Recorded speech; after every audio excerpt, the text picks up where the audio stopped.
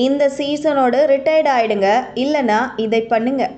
Rohit சர்மாவுக்கு Virendra Sehwag advice. வணக்கம் செய்திப்புணல் நேயர்களே.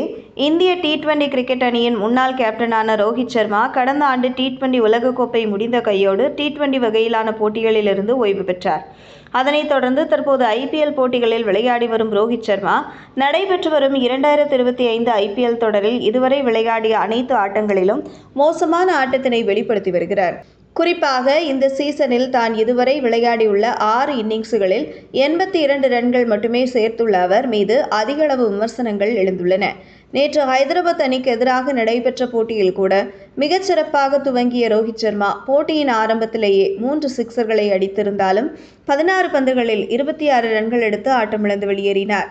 எளிதான இலக்கை துரத்திய வேளையில் ரோஹித் சர்மா பெரிய ரன் குவிப்பில் ஈடுபடுவார் என்று எதிர்பார்க்கப்பட்ட வேளையில் அவர் இப்படி சொற்ப ரன்களில் மீண்டும் ஆட்டமிழந்தது அவர் மீதிருந்த விமர்சனத்தை அதிகரித்துள்ளது.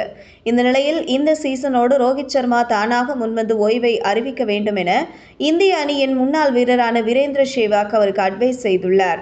இதுகுறித்து பேசிய அவர் கூறுகையில், ரோஹித் சர்மா ஓய்வை அறிவிப்பதற்கான நேரம் வந்துவிட்டது என்று நினைக்கிறேன்.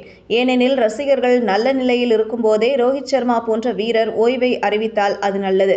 இல்லையெனில் ரசிகர்களே அவரை ஓய்வு பெற வற்புறுத்த துவங்கி விடுவார்கள். கடந்த 10 ஆண்டுகளில் ரோஹித் சர்மா ஒரு முறை மட்டுமே IPL தொடரில் 400 ரன்களுக்கு மேல் சேர்த்திருக்கிறார். எந்த ஒரு சீசனிலும் அவர் 500 முதல் 700 ரன்கள் அடிக்கவில்லை. பவர் பிளேவில் அட்டாக் செய்து விளையாட வேண்டும் என்று அவர் ஆட்டமிழந்து வருகிறார். இதனால் இத்தனை நாட்களாக அவர் கட்டி காத்து வந்த லெகசி பாதிக்கப்படும்.